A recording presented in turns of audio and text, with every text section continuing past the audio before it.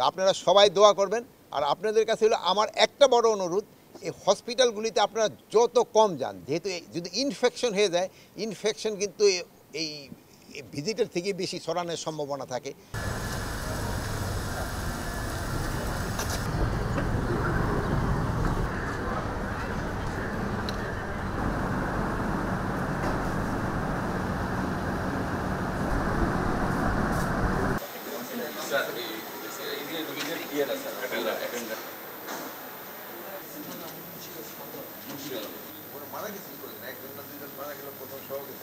সবজি বিক্রেতা স্যার, উনি ওই যে এই আপনি যাত্রাবাড়িতে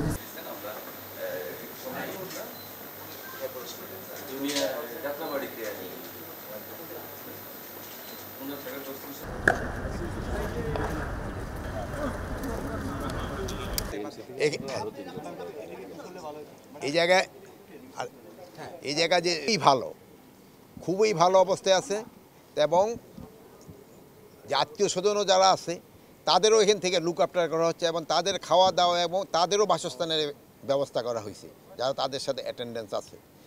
প্লাস এরা 22 না 23 জন পেশেন্ট, মানে যারা এই হসপিটালে অথরাইজ না বাট সিভিল, তাদের নিয়ে আসছে। এর মধ্যে ছাত্র রয়েছে এবং বিভিন্ন পেশায় কর্মরত লোক, তাদেরও এখানে আনা হয়েছে।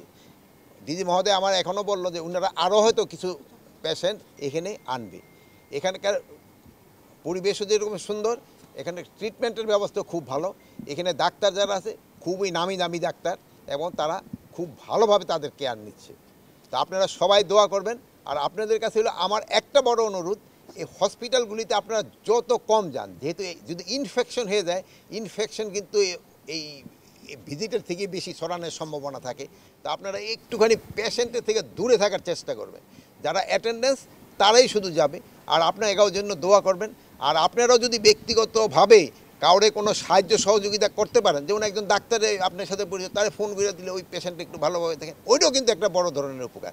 খালি এই মানে এই ট্রিটমেন্ট এখানে করানো, এদের যতভাবে পারেন আপনারা উপকার করার চেষ্টা করবেন।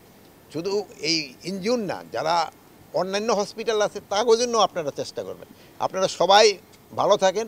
আপনারা এখানে কষ্ট করে আসছেন, এই জন্য আপনাদের আমি ধন্যবাদ।